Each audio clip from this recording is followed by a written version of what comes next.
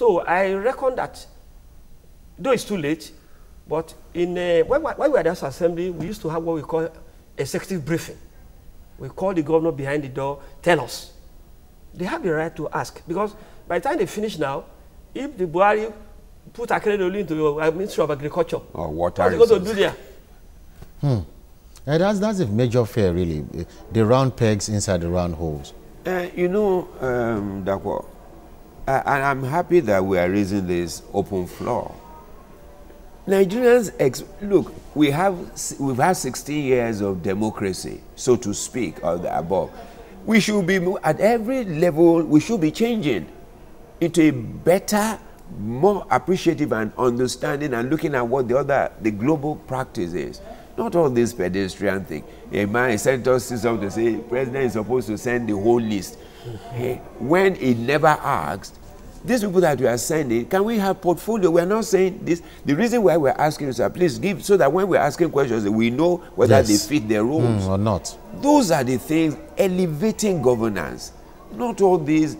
You watch, look, I watch sometimes when Channel shows these people, and I said, where were we when these people won the elections? Where were we? Totally alien to the needs of the country. And we need to, look, Kerry said something that I will never forget when he lost to Bush. When he came on to speak the next one, he said, yesterday we were Democrats, we were Republicans, but this morning we are Americans. Okay. We'll definitely get in touch with our correspondent, Somna Sambo, in Abuja, but very, very soon. We will definitely get in touch. So what do you think, Honorable, also? Do you think there should be, let me see, do you think now is not too late to return the list to the president? I think it's too late. It's too late. I think we have to do that another time. But they can save themselves by calling in what I call for executive briefing. Just as you said. See, we normally do it to save situation. We allow the minister, the president's man or the president himself behind the curtain. Why are you doing this? Why are you doing that? We do it to save embarrassment on the floor of the house. They can still do it, but I reckon that if they don't do it, we might have problems. Because Buhari, a man who believes that he can work with anybody, he can put anybody anywhere, and that might not be good for us. Okay, I have to interrupt you because we need to go to Abuja now. Okay. Our correspondent, Somna Sambo, is standing by. Good morning, Somna. Hello, good morning, Dakpo. Yes, how's it going there? I know it's busy, but what are we expecting today? Do we have the ministers, the ministers to be? Have you been seeing them around the corridor? Yes, just right now, Alhaji Lai Mohammed, the spokesman of the All Progressives Congress, just walked into the National Assembly complex. And of course, like you must have heard earlier on, the Senate is in a closed-door session right now. They usually go on a closed-door session when they have issues that they need to discuss that they do not want the public to be aware of. And most times it's usually on the internal workings of the Senate. And of course, we received a new ministerial list yesterday. So what we hope that they will be discussing about is the issue of the second batch of the ministerial list that was brought in yesterday. And of course, you know that there have been talks here and there among both opposition and ruling party senators. And what I would like to let you know is that we have here the order paper of the day. And in the order paper of the day, we are supposed to have the confirmation of ministerial nominees. And under that, the list of ministerial nominees provided here is 10, and I would like to name them out to you immediately. We have Senator Udo Udoma, he's the first on the list. Dr. John Kayode Fayeme is the second. Chief Audu Ogbe is on the third.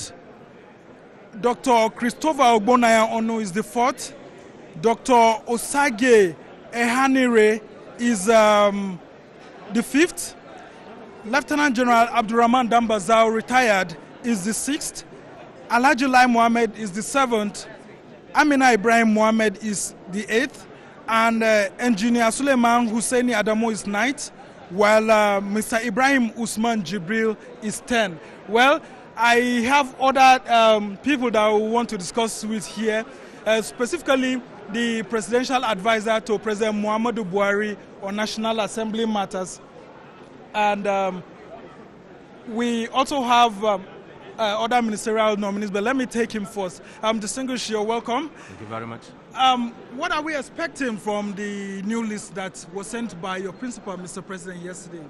We're expecting the list to be read and the names will be unveiled. Okay, it's unusual for the Senate to be going on a closed-door session right now when Nigerians are already glued to their television sets awaiting the announcement of this list. What do you think is happening? The Senate is free to regulate its proceedings. Any matter they think is appropriate to be treated by way of housekeeping, they are absolutely free and within their prerogative. Your principal, Mr. President, took Nigerians by surprise yesterday when he sent this list. Many persons have thought that it may be in a month's time or 2 months' time. Why do you think that element of surprise is needed at this time? That's the real change. That's the real change. Okay, how have you prepared these ministerial nominees to present themselves before the Senate? Good, fine, and able. And so that's why Mr. President sent them and they're ready. Now, are you confident that all these ministerial nominees will be cleared? I'm very confident. Yes, sir. Okay. Thank you very much. Thank you so much. And we have one of the ministerial nominees, I guess. Okay. I've been told that it's not a ministerial nominee. We have a senator to speak on this issue. Distinguished, good morning. Hi, good morning. How are you? Can you just tell Nigerians why the Senate is going on a closed-door session at this point in time? No, we're talking about the modalities for the work we have to do this morning, and that's really what we're talking about. Okay. Yes. And can you fully introduce yourself to our audience? Gershon Bassi, Cross River State South Senatorial District. Yeah. Yes. And some Nigerians said that they expected someone like Donald Duke to be on the list, but are you expecting him to be announced? Well, we hope that we don't know. That's the truth. I'm a PDP senator.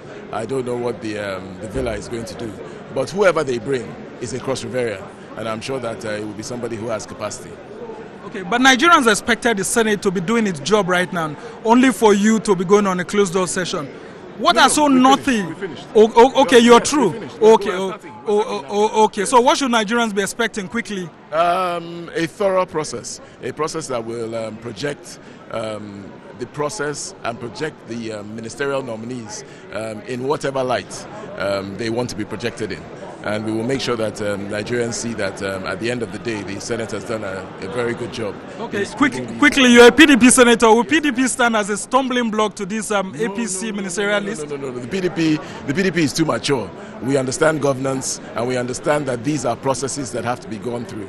And so the PDP will ensure that the process is proper, is neat, is tidy, and achieves what the president wants it to achieve. And the Constitution, of course. Okay, thank you. Well, we've been speaking with Senator Gershon Bassi, who is a senator from Cross River State. And of course, you must have heard from him saying that they are going to give Mr. President the necessary cooperation. So, just like I said earlier on, Dakpo, we're expecting 10 ministerial nominees to be screened today according to the order paper of the Nigerian Senate. And Somna, the question on the lips of Nigerians, are we still going to see this proceeding live after the closed-door meeting? Yes, of course, it's going to be live because Nigerians are expecting to watch these proceedings without any delay. And of course, you know that this Senate chamber is a house of Nigerians. It belongs to Nigerians and not the senators. The senators are just representatives of the people. So the Senate bureaucracy here has made arrangements for all television stations to ensure that this is covered live. And of course, you know that TVC News is right here alongside the national network and all other television stations here. And of course, Nigerians will be getting nothing short of the best from this ministerial screening. Hey, Somna, the last question before I let you go. Are you still there? How long, if it takes a day for 10 ministerial nominees, how many days is it going to take to screen 36 ministerial nominees? Well, what usually happens is that each ministerial nominee will be dealt with in accordance with the circumstances regarding his or her nomination. Those ones that are less controversial will not spend much time there, while those who are very, very controversial will, spend more time, because senators from especially the opposition parties will be interested in grilling those ministerial nominees. And of course, you know that those controversial nominees for now include former governor of Rivers State, Rotimi Amechi. And according to the other paper today, we have 2 reports that are supposed to be submitted to the Senate by the Committee on Ethics, Privileges and Public Petitions based on the petitions that were sent to them. Thank you very much, Yes. Sambo. The Senate is back in session, so we have to go inside. So we'll have to go back now. to the floor of the Yes. Senate now Yes. for a continuation Thank you. of these ministerial nominations Thank you. and then screening and confirmation exercise. Thank you so much. We'll definitely get back to you. Okay, so the Senate is back in session. So, but before we go back to them, let's quickly discuss a little that is mentioned. It's going to be a very busy day, definitely. But the senators have gone into closed-door session. So what do you think should be or will be discussed during this closed-door session, gentlemen? I mean, one can only fathom a guess that what will be, but I hope probably what they're trying to. Okay. Probably what they're trying to iron out. Let's quickly. Let me interrupt you. Let's go back to the Senate, please. Right. The final list. Serial nominees for Senate confirmation. I hope the screening will, as usual, be carried out expeditiously by the distinguished Senate. Final list of ministerial nominees. Number 1, Khadija Bukar Abba Ibrahim. Claudius Omole Daramola. Professor Anthony Onwuka. Jeffrey Onyema. Brigadier General M.M. Dan Ali, retired. Barrister James E. Ocholi. Zainab Shamsuna Ahmed. Okechukwu Enelama. Muhammadu Bello. Mustafa Baba Sheshuri. Miss Aisha Abubakar. Henike Lokobri.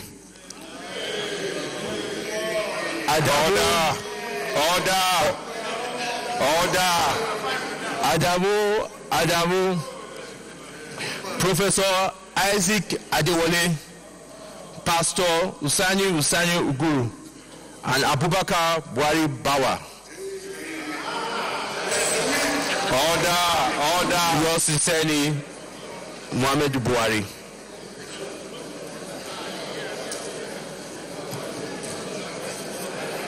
Announcement. The delegation of the Senate who are going to go and condole the family of Chief Onosode to Asaba Nugeli will be leaving on Friday the 16th of October and to return on Saturday the 17th of October. This message from the Chief Whip. Announcement. Today is the 10th of October was the birthday of former Governor, Senator Mamadou Danjuma Goje. We wish you a happy birthday.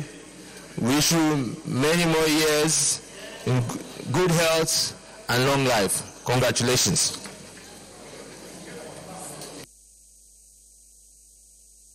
Announcement. Letter from the Chairman, Senate Committee on Ethics, Privileges and Public Petitions. The Senate Committee on Ethics, Privileges and Public Petitions will meet today, Tuesday, the 13th of October 2015, at meeting room 120, first floor, New Senate Wing at 2 p.m.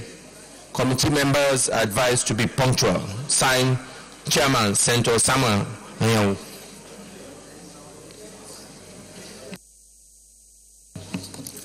Leader of the Senate.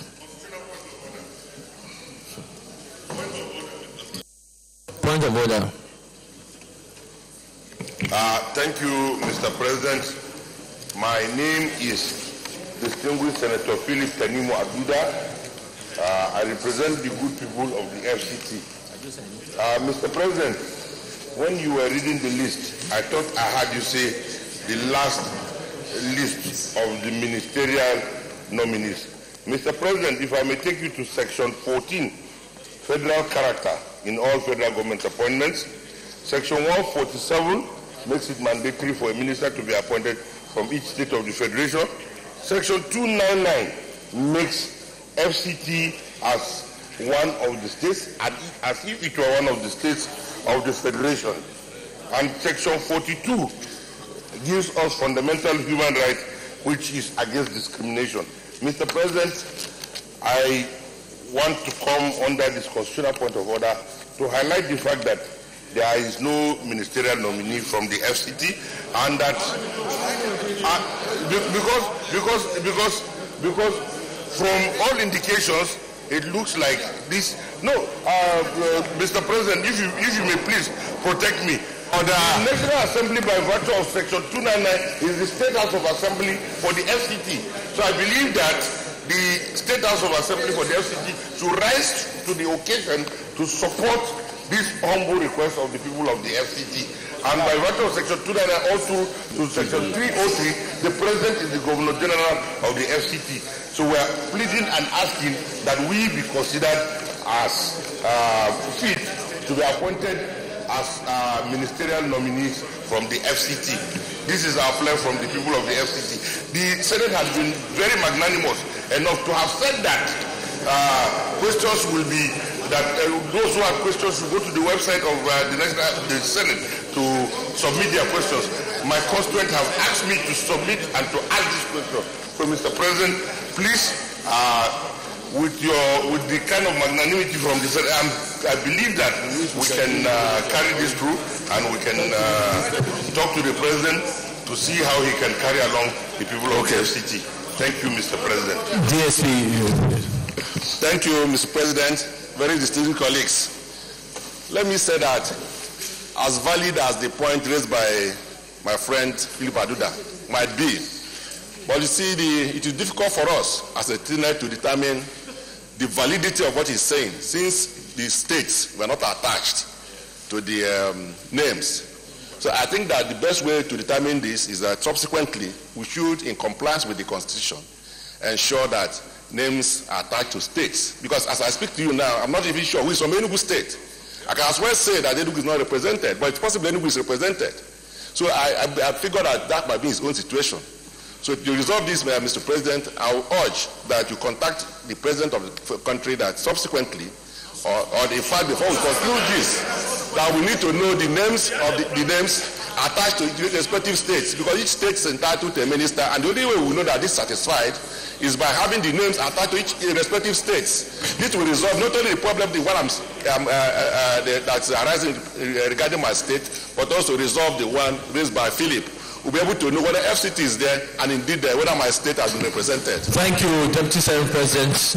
The comments on this issue is noted, and when we get to the point of where we do constitution, also the issue also will be expatiated. Thank you.